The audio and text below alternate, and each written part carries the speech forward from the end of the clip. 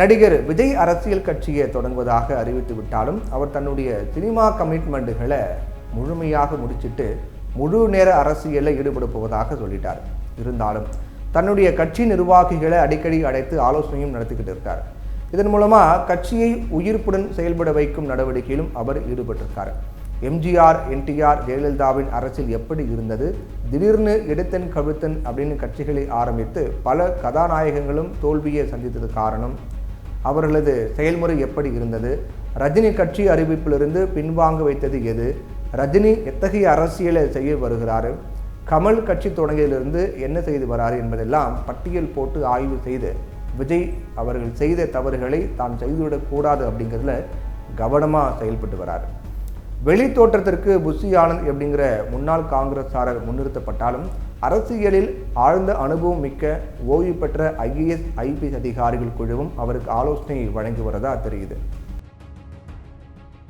இதனிடையே நடிகர் ரஜினிகாந்த் நடிப்பில் ஆகஸ்ட் 10ஆம் தேதி வெளியான ஜெயிலர் திரைப்படம் திரையிட்ட முதல் வாரத்தில் மட்டும் 375 கோடி ரூபாய் வசூலித்தது.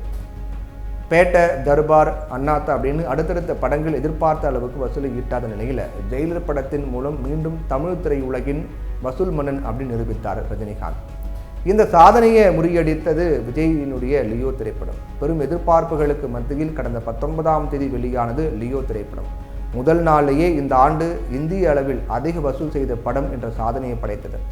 லியோ திரைப்படம் ஒரே நாளில் 148 கோடி ரூபாய் வசூல் ஈட்டியதாக பட தயாரிப்பு நிறுவனம் அதிகாரப்பூர்வமாக அறிவித்தாங்க. லியோ படம் கலவையான விமர்சனங்களை பெற்றிருந்தாலும் வசூலில் புதிய சாதனை படைச்சிருக்கு. வெளியான முதல் வாரத்தில் மட்டும் 461 கோடி ரூபாய் வசூலை அள்ளி குவித்ததா தயாரிப்பு நிறுவனம் அறிவித்தாங்க. இதையடுத்து ரஜினிகாந்த் ஜெயிலர் இசை வெளியீட்டு விழாவில் பேசும்போது காக்கா கழுகு கதையை சொல்லி பஞ்சு வச்சார். இதையடுத்து ரஜினிக்கு விஜய் ரசிகர்கள் பதிலடி கொடுத்து சமூக வலைதளங்களை தெரிவிக்க விட்டாங்க. அப்புறம் விஜயுடன் போட்டி போடுவது தனது தகுதிக்கு அழகல்ல, விஜய் தகுதிக்கும் அழகல்ல அப்படின்னு சொல்லி அந்த கதையை விஜய்க்காக சொல்லலை அப்படின்னு பின்வாங்கினார். அப்புறம் கட்சி தொடங்கியதற்காக நடிகர் விஜய்க்கு வாழ்த்தும் தெரிவித்தார். இதற்கு காரணம் இல்லாமல் இல்லை. ரஜினியை பொறுத்தவரையில் மத்தியில் ஆட்சியில் இருப்பவர்களையும் பகைத்து கொள்ள மாட்டார், மாநிலத்தில் ஆட்சியில் இருப்பவர்களையும் பகைத்து கொள்ள மாட்டார். அரசியல் பொறுத்த வரைக்கும் ரஜினி அரசியலில் அவருடைய செயல்பாடுகள் என்ன அப்படின்னு பார்த்தோம்னா, அரசியலில் இறங்க போவதாக கூறி ரஜினி பின்வாங்க இதுவும் ஒரு காரணம் அப்படின்னு சொல்லப்பட்டது.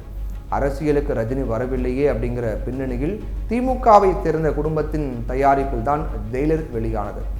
ரஜினிக்கு பல கோடி ரூபாய் வருமானம். இந்த நிலையில் விஜய் கட்சி தொடங்குவதை திமுக விரும்பாது என்பதால் ரஜினி காக்கா கழுகு கதையை கம்பி கட்டிவிட்டார். பிறகு விஜயின் தீவிர நடவடிக்கைகளை பார்த்து இவரையும் எதுக்காக பகச்சிக்கணும் அப்படின்னு பின்வாங்க காக்கா கழுகை எல்லாம் பறக்க விட்டுட்டு வெள்ளைப்புறாவை கையில் ஏந்தியதாக சொல்லப்படுது. இது ஒரு பக்கம் இருக்க, மக்கள் நீதி மைய கட்சி தொடங்கிய கமல்ஹாசனோ மக்கள் பிரச்சனைகள் பற்றி பெரிதாக அலட்டிக் கொள்வது கிடையாது. அந்த கட்சியில் எத்தனை உறுப்பினர்கள் இருக்காங்க, உறுப்பினர் சேர்க்கையாவது நடைபெற்றதா, நிர்வாகிகள் யார் யார், அவர்கள் பொதுவெளியில் வந்திருக்கிறார்களா என்பதெல்லாம் மக்களுக்கு புரியாத புதிர்தான். அவர் சொல்ல வருகிற கருத்துகளும் விவரமானவர்கள் புரிந்து கொள்ளவே காலம் பிடிக்கும். அதோட பிக் பாஸ், படப்பிடிப்பு அப்படின்னு அரசியலை தவிர எல்லா விஷயங்களையும் மிகவும் பிஸியாகவே இருக்கார். இந்த நிலையில் அவர்கிட்ட பேட்டி கண்ட நமது செய்தியாளர்கள் விடுவாங்களா? நடிகர் விஜய் சினிமாவுக்கு முழுக்கு போட்டுவிட்டு அரசியலில் ஈடுபடுவேன் அப்படிங்கிறாரு, நீங்களும் சினிமாவிலும் பிக் பாஸிலும் நடித்து கொண்டு அரசியலில் இருக்கிறீர்களே அப்படின்னு கேள்வி எழுப்பினாங்க. உடனே கமல்ஹாசன், ஒவ்வொருவருக்கும் ஒரு பாணி, நான் தானப்பா அவரையே அரசியலுக்கு வர சொன்னேன் அப்படின்னு சொல்லி ஒரு குண்டையும் போட்டு விட்டார். நடிகர் விஜய் அரசியல் கட்சியை தொடங்கிய விவகாரத்தில் சிறந்த நடிப்பை வெளிப்படுத்தி ரஜினிகாந்த் சூப்பர் ஸ்டார் என்பதையும் கமல் உலகநாயகன் என்பதையும் நிரூபித்து விட்டார்கள் என்று கலாய்க்கிறாங்க விஜய் ரசிகர்கள்.